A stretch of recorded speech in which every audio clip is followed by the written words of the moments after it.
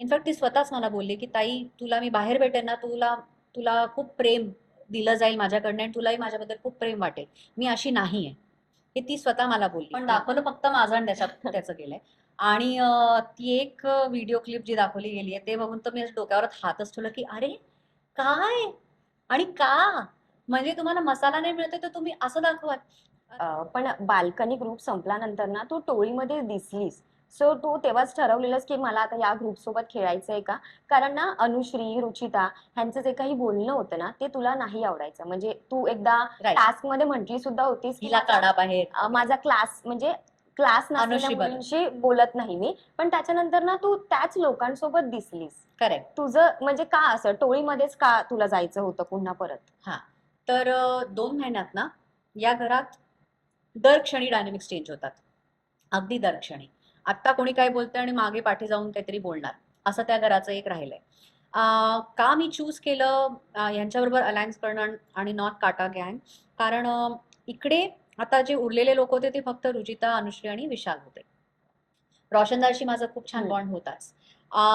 अनुश्रीवर माझा शेवटपर्यंत विश्वास नाही राहिलाय. पण ती गेमसाठी एक टोळीचं पार्ट, ती पण टोळीचं पार्ट होती नव्हती ते तिलाच माहित नाहीये असं होतं. रुचिताचं मी हे म्हणेन की रुचिताबद्दल माझे पॉईंट ऑफ व्ह्यूज चेंज झाले ओव्हर द टाइम. आधी मला तिचा खूप राग यायचा, ती जसं उद्ध्वस्त करायची मला खूप राग यायचा वगैरे. पण हळूहळू जसं मी बोलायला लागली, बसायला लागली तिच्यावर, मला तिचे दुसरे शेड्स पण कळायला लागले. ती एक प्रेमळ मुलगी पण आहे, ती एक लहान मुलगी पण आहे. ती शिकण्याचा प्रयत्न करते, ती स्वतःमध्ये सुधार आणण्याचा प्रयत्न करते आणि ऍटलीस्ट ती तोंडावर आहे. वाईट तर वाईट, पण तोंडावर आहे. पाठीमागे काही आणि तोंडावर काही नाहीये. आणि अशा लोकांशी डील करणं जास्त सोपं असतं. वर्सेस विशाल ऑल्सो.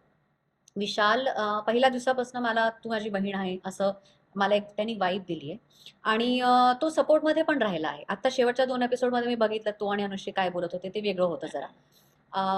आता इकडे येते मी. काटा गँगमध्ये जे लोक आहेत, तन्वी तर नेहमीच माझ्या अगेन्स्ट राहिली आणि मला असं वाटतं तिच्यामध्ये थोडीशी काही जेलसी पण आली माझ्याबद्दल, की हिच्याशी सगळे येऊन का बोलतात वगैरे वगैरे.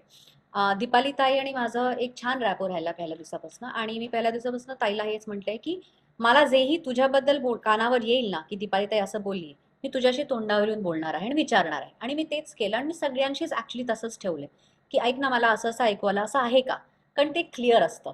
आपल्याला क्लॅरिटी राहते. पण दीपाली त्याचं तसं माझ्या बाबतीत नाही झालं. ते मला नंतर नंतर वाटायला लागलं, "अरे, सारखंच ही माझ्या तोंडावर काहीतरी बोलते आणि मागे काहीतरी बोलतेय." मग ते मला पटत नाही. आरबीचंही कॉन्ट्राडिक्टिंग होतं फुल. कारण तो नॉमिनेट मलाच करायचा. पण मग नॉमिनेट केल्यावर माझ्याजवळ येऊन इमोशनल व्हायचा, की हे ना मी गेमसाठी आहे यार, मी खरा असा नाहीये. किंवा तू खूप छान व्यक्ती आहे, किंवा तू खूप इंटेलिजंट आहेस, किंवा तुला व्यक्ती खूप व्यवस्थित ओळखता येतात. तर मला कळायचंच नाही की खरं काय आहे? हम्म. तुला मला गेममध्ये तू माझी स्ट्रेंथ सांगतोय की मी इंटेलिजंट आहे, मला व्यक्ती ओळखते. हा गेमच व्यक्ती ओळखण्याचा आहे, हा गेमच इंटेलेक्टचा आहे. तर मग तू मला नॉमिनेट का करतोय? फक्त ग्रुप डायनॅमिक्ससाठी. आणि नाही पण तुला गेम कळत. गेम काय नेमकी? कोणाला माहिती? कोण गेमची डेफिनेशन सांगू शकतं? सगळ्यांचा गेम आपल्या आपल्या प्रमाणे आहे. कोणाचा गेम असा आहे तर कोणाचा गेम तसा आहे. कोणाचा गेम लोकांच्या फाटात पाय टाकणं आहे. कोणाचा गेम फेक वागणं आहे. कोणाचा गेम स्ट्रॉंगली बोलणं आहे. कोणाचं गेम पातळी न सोडता बोलणं आहे. कोणाचा गेम टास्कमध्ये पॉवरफुल परफॉर्म करणं आहे. तर सगळ्यांचे वेगळे वेगळे रूप आहेत त्या गेममध्ये. तर तुम्ही डिफाईन करू शकत नाही. तर आरबीमुळे ते कॉन्ट्रॅडिक्शनमुळे मला तिकडे विश्वास नव्हता. दीपाली त्याचं तुला सांगितलंच. तन्वी आणि माझं कधीच ती वाईब जोडलीच नाही. तर मी त्या ग्रुपमध्ये कसं जाणार?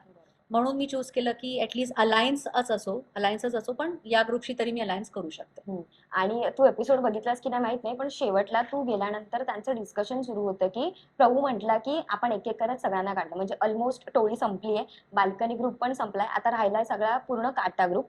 तन्वी पण असं म्हटली की प्राजक्ता फक्त चांगलं चांगलं बोलतात ना, ती तुला साखर गोळी हो आयुर्वेदिक हो, तिने असे हे तुला शब्द वापरलेले. बरोबर. किती चांगलं चांगलं राऊंड राऊंड गेम करते, असा गेम नसतो कधी, म्हणजे आम्ही इथे काय करतो असं तिचं बोलणं होतं.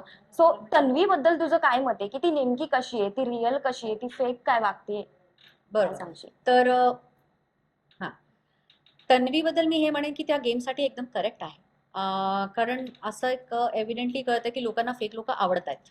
मी डेफिनेटली हेच म्हणेन की ती रिअल तिकडे नाही आहे. ती दर आठवड्यात तिचं कॅरेक्टर ती बदलते, किंवा साडी घालून आले तर सोजवळ राहिले आणि दुसरा ड्रेस घालून राहील तर दुसरं राहिले, किंवा खूप तिच्यात आम्ही शेड्स बघितले हम्म. जे रिअल लाईफमध्ये मला वाटतं की नसणार.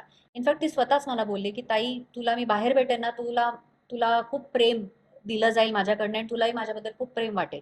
मी अशी नाही आहे. हे ती स्वतः मला बोलली गेममध्ये. किंवा काय म्हणतात की एखादी गोष्टीला खूप रिपीट केलं तर तिला माहित होतं की रिपीट केलं तर असं वाटायला लागेल की हेच खरं आहे, पण ते खरं नसतं. तर तन्वीबद्दल मी हे म्हणेन की त्या गेमसाठी ती समजा लोकांना फेकच बघायचं आहे तर ती एकदम स्ट्रॉंग आहे त्या गेमसाठी. मला नाही फेक बनता येत. मी कधीच कोणत्याही गोष्टीसाठी रिअल मी जे आहे ते सोडणार नाही. कारण लोक तुम्हाला पुश करतायत, कारण लोक तुमच्यावर बोट करतायत. आणि गोष्ट गोड बोलण्याचं, तर मी ठामपणे कडूही बोलले आहे लोकांबद्दल, पण मी शब्द आपले नेहमी सांभाळले आहेत. मी स्टँड घेतला आहे स्वतःसाठी, आपल्या लोकांसाठी. पण त्याची तऱ्हा वेगळी होती. त्याची तऱ्हा आरडाओरडा नव्हता. त्याची तऱ्हा काय म्हणतात की आता इकडे भांडण चाललं तर चला चला तिकडे जाऊन उभं राहूया, हे नव्हती. त्यापेक्षा त्याच्यानंतर एक शांत डोक्याने, ऐक ना, मला असं वाटलं की तुझं इकडे चुकलंय, मला असं हे पटलं नाही तुझं बोलणं, तुला असं नको बोलायचं. ही माझी तऱ्हा आहे. त्यालाही तोंडावर बोलणंच बोलतात. आणि तोंडावर बोलणं म्हणजे ओरडून बोलणं नाहीये. तोंडावर बोलणं म्हणजे आपण जसं बोलतोय तेही तोंडावर बोलणं आहे. खरं तुमचं जे मत आहे ते सांगणं हे तोंडावर बोलणं आहे, आणि ते मी नेहमीच केलं आहे.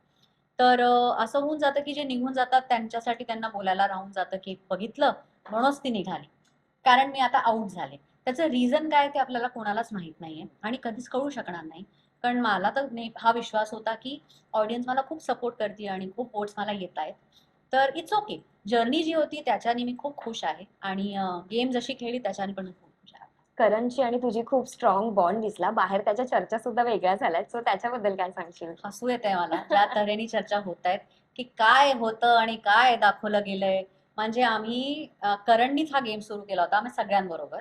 तो आयुष असो, सचिन दादा असो, मी असो. तो येऊन येऊन असं असं करून मारून जायचा किंवा असं करून मारून जायचा, तो त्याचा गेम होता. मग आम्ही पण सुरू केलं. सचिन दादाला खूप मारायचो आम्ही, आयुष आणि आमचा पण मारायचो, पण दाखवलं फक्त माझं आणि त्याच्यात त्याचं गेलंय. आणि ती एक व्हिडिओ क्लिप जी दाखवली गेली आहे ते बघून तर मी असं डोक्यावर हातच ठेवलं की अरे काय आणि का? म्हणजे तुम्हाला मसाला नाही मिळतोय तर तुम्ही असं दाखवाल. तर मला असं वाटतं ते चॅनल आणि शो साठी वर्क करतं. कारण तुम्हाला एक एंटरटेनमेंट मसाला असं दाखवायचं असतं आणि काहीच मिळत नाही तर काहीतरी एडिटमध्ये चेंज करून दाखवावं, असं ते झालंय. आणि असं त्यातलं काहीच जो अँगल जसं दाखवलं जातं तसं काहीच नाहीये. खूप बचकांड आमची अशी फ्रेंडशिप, जी लाईट त्या हेवी माहोलमध्ये एक लाईट मोमेंट्स क्रिएट करायची. आणि ती फक्त माझं आणि करणचं असं नाही म्हणणार मी, माझं आणि आयुषचे खूप छान बॉन्ड तिकडे झाला किंवा आम्ही तिघांचे खूप टाइमपास व्हायचा. तेवढं दाखवलं नाही गेलंय म्हणून तुम्हाला दिसलं नाहीये अनफॉर्च्युनेटली.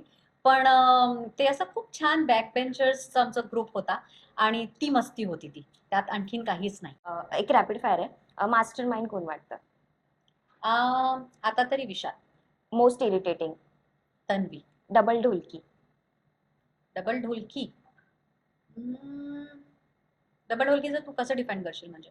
जे इथून पण बोलतो अच्छा. दीपाली ताई. Dramatic? Rakhi. Entertaining? Rakhi. Side बदलणारा म्हणजे फ्लिपर, स्वतःच्या फायद्यासाठी? तसंच झालं ना ते. ट्रस्ट करू नये असा कंटेस्टंट? आरबी. विनर मटेरियल आणि टॉप 5 तुझ्या मते? विनर मटेरियल मी आता कोणालाच मला मत देणार नाही. टॉप 5 मला वाटतात तन्वी, आरबी, विशाल, सॉरी पुन्हा म्हणते, सर्वात आधी मला नाव घ्यायचं आहे राखी, विशाल, आरबी, तन्वी, आणि माझी खूप इच्छा आहे की सागर दादाने पण पोचावं.